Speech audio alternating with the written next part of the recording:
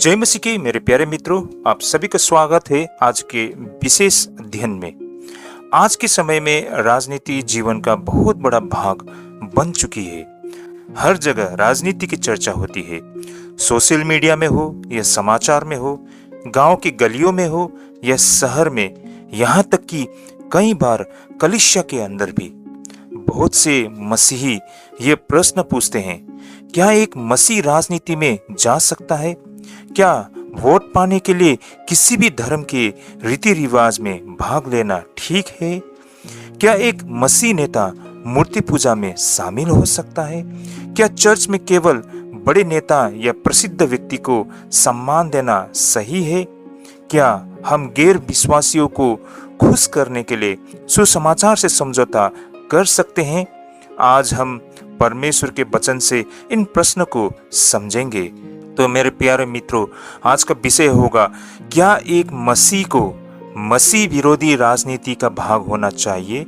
मैं फिर से दोहराना चाहूंगा हमारे आज के विषय को, क्या एक मसीह को मसीह विरोधी राजनीति का भाग होना चाहिए?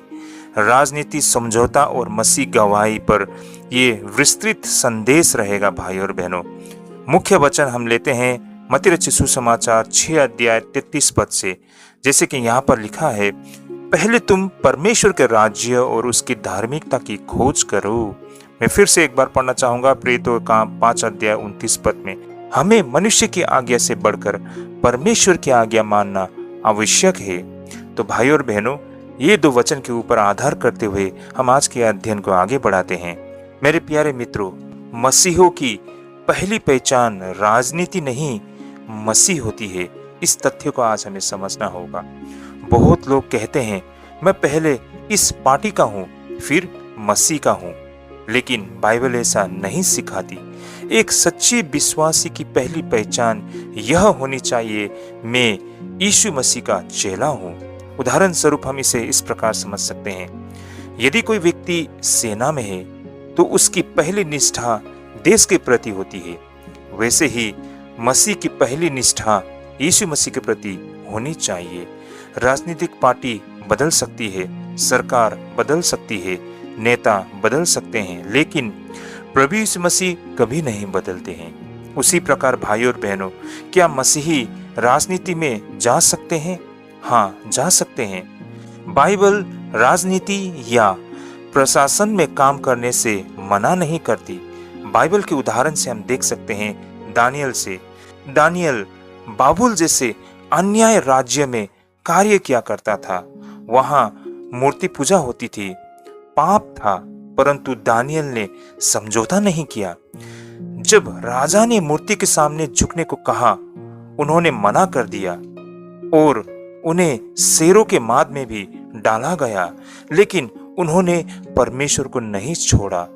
इस प्रकार भाई और बहनों, राजनीति या सरकार में रहना पाप नहीं है, परंतु परमेश्वर से समझौता करना बहुत बड़ा पाप हो सकता है।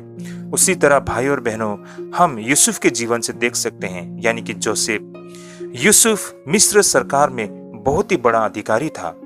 उन्होंने देश की सेवा की थी, लोगों की मदद की थी, लेकिन उन्होंने मिस्र के झूठे देवताओं की पूजा और आराधना नहीं की थी। मेरे प्यारे मित्रों, वोट बैंक के लिए मूर्ति पूजा करना, क्या यह सही है? ये बहुत बड़ा प्रश्न बनता है। यह बहुत महत्वपूर्ण विषय मेरे प्यारे मित्रों। आज कई लोग कहते हैं कि राजनीति में थोड़ा समझौता किया जा सकता है, लेकिन प्रश्न यह है कि क्या वोट के लिए परमेश्वर को दुखी करना सही है? मेरे प्यारे मित्रों, मैं प्रश्न को दोबारा पूछ रहा हूं, क्या वोट के लिए परमेश्वर को दुखी करना सही है? बाइबल क्या कहती है? निर्गमन 20:3 में, तू मेरे सिवा दूसरे देवताओं को न मानना। मैं फिर से दोहराना चाहूंगा, निर्गमन 20:3 में, तू मेरे सिवा दूसरे देवताओं को न मानना। उसी तरह पहला यूहन्ना 5:21 में बताया गया है, हे बालकों, अपने आप को मूर्तियों से बचाए रखो। मैं फिर से पढ़ना चाहूंगा इसे, हे बालकों, अपने आप को मूर्ति से बचाए रखो। मेरे प्रिय मित्रों, मंदिर जाना और मूर्ति पूजा में भाग लेना, इस मामले में हमें समझदारी से बातों को समझनी होगी। अंतर समझिए भाई और बहनों। सम्मान देना और आराधना करना, किसी व्यक्ति का सम्मान करना अलग बात है, लेकिन मूर्ति के सामने पूजा करना या आराधना करना अलग बातें हैं। मान लीजिए अगर एक मसीह नेता आरती करता है, मूर्ति के सामने सिर झुकाता है, पूजा आराधना करता है, धार्मिक अनुष्ठान में वो भाग लेता है, सिर्फ इसलिए कि लोग खुश हो जाए और वोट मिल जाए, तो यह आत्मिक समझौता होगा। ये बातें क्यों गलत है मेरे प्रिय मित्रों? क्योंकि वह संसार को यह संदेश देता है कि यीशु ही एकमात्र मार्ग नहीं है। मैं फिर से दोहराना चाहूंगा, इस तरह के कार्य से वो ये संदेश देता है दुनिया को कि यीशु ही एकमात्र मार्ग नहीं है, जबकि प्रभु यीशु मसीह ने कहा था, मार्ग और सत्य और जीवन में ही हूँ, यूहन्ना 14:6 में। इसे हम बिल्कुल व्यवहारिक उदाहरण से इस प्रकार समझ सकते हैं। मान लीजिए एक पास्टर शराब की दुकान में जाकर लोगों को खुश करने के लिए शराब पीने लगे और कहे, मैं सिर्फ लोगों के करीब आने के लिए ऐसा क्या करता हूँ। क्या यह सही होगा? बिल्कुल नहीं। वैसे ही मूर्ति पूजा में भाग लेना केवल लोगों को खुश करने का विषय नहीं है, यह तो आत्मिक गवाही का विषय है। यही कारण भाई और बहनों, इस मामले में हमें बहुत होशियार होना होगा। मेरे प्यारे मित्रों, लोगों को खुश करना या फिर परमेश्वर को खुश करना, इस तथ्य को हमें समझना होगा। यही कारण आज बहुत सारे विश्वासी नेता लोग लोगों की तालियां चाहते हैं, लेकिन प्रेरित पौलुस ने क्या कहा था गलातियों 1:10 में, यदि मैं अब भी मनुष्य को प्रसन्न करता तो मसीह का दास न होता। मेरे प्यारे मित्रों, समस्या कहाँ शुरू होती है? जब आपका एक एक वोट यीशु से बड़ा बन जाए, जब कुर्सी सच्चाई से बड़ी बन जाए, जब लोकप्रियता पवित्रता से बड़ी बन जाए, तब समझौता शुरू हो जाता है। और आज बहुत सारे मसीह विश्वासी लोग जो अपने आप को नेता कहते हैं, वो समझौता करते हैं और दूसरों को भी संदेश देते हैं कि हम मसीह होते हुए भी समझौता कर सकते हैं। इसी संदर्भ में और एक बात मैं आप सभी के सामने रखना चाहूंगा, क्या गैर विश्वासियों से प्रेम करना गलत है? बहुत समय पर विश्वासी राजनीतिक नेता इन्हीं बातों को दावा करते हैं। मेरे प्रिय भाई और बहनों, मैं फिर से दोहराना चाहूंगा, उनका कहना है कि क्या गैर विश्वासियों से प्रेम करना गलत है?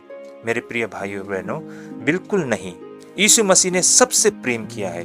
उन्होंने पापियों के साथ भोजन किया है, चुंगी लेने वालों के साथ भी उन्होंने भोजन किया है, सामरियों से प्रेम किया है। लेकिन ध्यान दीजिए, प्रभु यीशु मसीह ने प्रेम किया पर पाप से समझौता नहीं किया। प्रेम और समझौता में अंतर है। आज कई लोग कहते हैं सबको खुश रखना चाहिए, लेकिन बाइबल कहती है सत्य के साथ प्रेम करो। मेरे प्यारे भाई और बहनों, इस पर मैं एक छोटा सा उदाहरण देना चाहूंगा।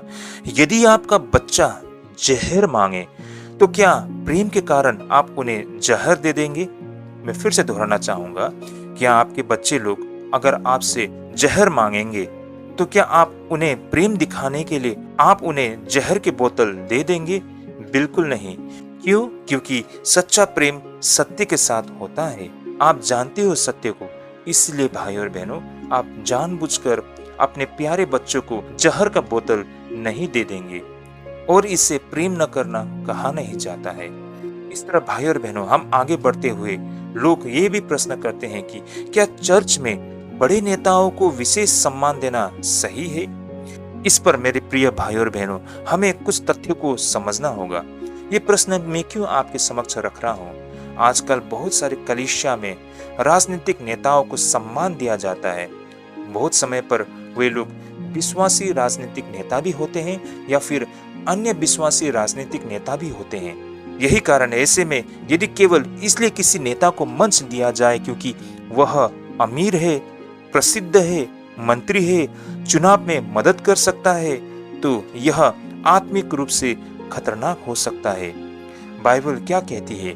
पक्षपात नहीं करता, रोमियो 2:11 में। उसी तरह याकूब 2:9 में कहा गया है, यदि तुम पक्षपात करते हो तो पाप करते हो।